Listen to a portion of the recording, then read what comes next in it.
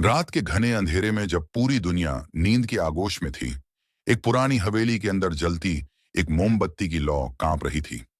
हवेली कई दशकों से वीरान थी, लेकिन गांव वालों का मानना था कि वहां कोई रहता है, कुछ ऐसा जो इंसानों से परे है।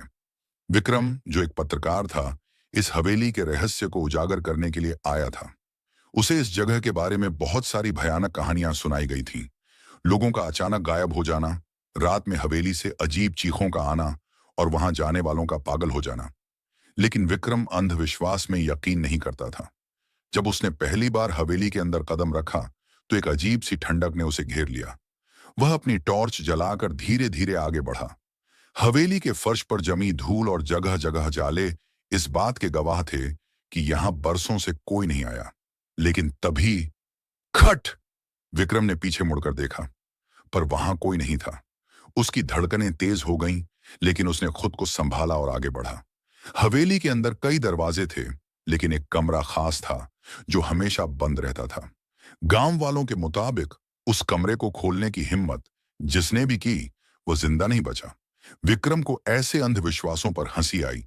उसने बिना सोचे समझे दरवाजा खोलने की कोशिश की, लेकिन वह जाम था।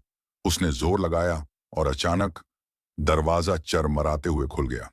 कमरे के अंदर घुप अंधेरा था, लेकिन जैसे ही उसने टॉर्च का प्रकाश डाला, उसका खून जम गया। कमरे के अंदर खून से सने कपड़े पड़े थे। दीवारों पर अजीबोगरीब चित्र बने थे, जिनमें इंसानों की दर्दनाक चीखें और कुछ राक्षसी आकृतियां उकेरी गई थीं। लेकिन सबसे खौफनाक था वो पुराना झूला, जो बिना किसी हवा के खुद ब खुद हिल रहा था। तभी झूले के पास खड़ी एक परछाई हिलने लगी। विक्रम की आंखें चौड़ी हो गईं। झूले के पास खड़ी परछाई धीरे धीरे आकार लेने लगी। वह किसी इंसान की परछाई थी, लेकिन उसका शरीर विकृत था, जैसे वह आधा जला हो।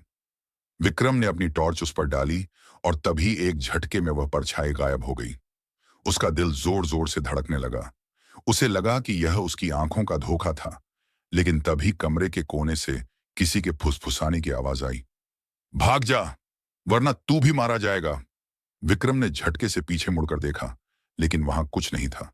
उसे लगा कि शायद हवा के बहाव से कोई आवाज आई होगी। वह खुद को समझाने की कोशिश कर ही रहा था कि अचानक दरवाजा जोर से बंद हो गया।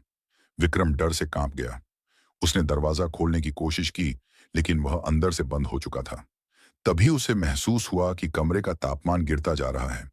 उसकी सांसें उखड़ने लगीं। तभी उसे महसूस हुआ कि उसके पीछे कोई खड़ा है। उसने कांपते हुए धीरे धीरे मुड़कर देखा। वहां एक औरत खड़ी थी। लंबे उलझे हुए बाल, फटी हुई साड़ी और आंखों से टपकता गाढ़ा काला खून। उसके चेहरे पर गहरे घाव थे और उसकी आंखें बिल्कुल सफेद थीं, जैसे उसमें कोई जान ही ना हो। वह औरत विक्रम की ओर बढ़ी। तू यहां क्यों आया? उसकी आवाज किसी कर्कश धातु जैसी थी। विक्रम का गला सूख गया। उसने पीछे हटने की कोशिश की, लेकिन पैर लड़खड़ा गए और वह जमीन पर गिर पड़ा। औरत अब उसके ठीक सामने थी। वह झुकी और धीमी आवाज में बोली, तूने दरवाजा क्यों खोला? विक्रम अब बोल भी नहीं पा रहा था। वह चाहता था कि यह सब एक सपना हो, लेकिन यह हकीकत थी। तभी एक जोरदार चीख हवेली में गूंज उठी। विक्रम ने अपने कानों पर हाथ रख लिए। अगले ही पल दरवाजा अपने आप खुल गया और हवेली के बाहर से आती हवा ने उसे बाहर खींच लिया। जब विक्रम ने खुद को संभाला, तो वह हवेली के बाहर पड़ा था। अंदर से वही औरत उसे घूर रही थी और फिर अचानक दरवाजा जोर से बंद हो गया। विक्रम कांपता हुआ उठा और पूरी ताकत से भागा। उसने तय किया कि अब वह इस हवेली के बारे में और ज्यादा जानने की कोशिश करेगा। उसे समझ आ गया था कि यहाँ कुछ तो भयानक रहस्य छुपा है, लेकिन यह सिर्फ शुरुआत थी। विक्रम जैसे तैसे हवेली से भागकर गांव पहुंचा। उसकी हालत बेहद खराब थी। सांसें तेज, माथे पर पसीना और हाथ कांप रहे थे। गांव वालों ने उसे इस हालत में देखा तो सब कुछ समझ गए। बुजुर्गों ने बताया कि अब तक जिसने भी उस हवेली में रात बिताई, वह या तो मारा गया या फिर पागल होकर लौट आया। लेकिन विक्रम हार मानने वालों में से नहीं था। उसने तय कर लिया था कि वह इस रहस्य को पूरी तरह उजागर करके रहेगा। विक्रम ने गांव के सबसे बुजुर्ग व्यक्ति बाबा रामसुख से मुलाकात की। बाबा ने उसे एक पुरानी किताब दिखाई, जिसमें हवेली के इतिहास का जिक्र था।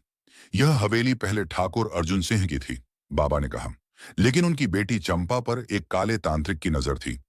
तांत्रिक ने उसे अपने वश में करने के लिए तंत्र मंत्र किए, लेकिन जब वह असफल रहा तो उसने हवेली पर श्राप दे दिया।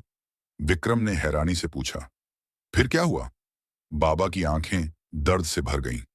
चंपा ने खुद को कमरे में बंद कर लिया और वहीं उसकी मौत हो गई, लेकिन उसकी आत्मा आज भी वहां कैद है। विक्रम को अब सब समझ आ गया था। वह उस आत्मा से मिला था, लेकिन क्या वो सच में बुरी थी?